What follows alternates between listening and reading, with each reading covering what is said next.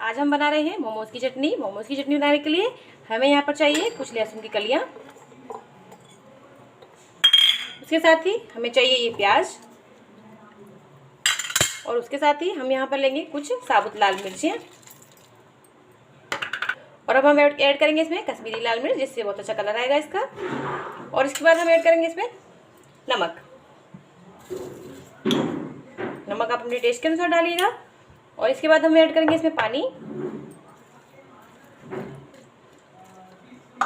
और हम इसको जल्दी से मिक्सर में डाल के पीस देंगे।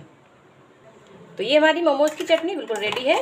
आप इसको गर्मा गर्म करके तड़का लगा के अच्छे से सर्व कर सकते हैं।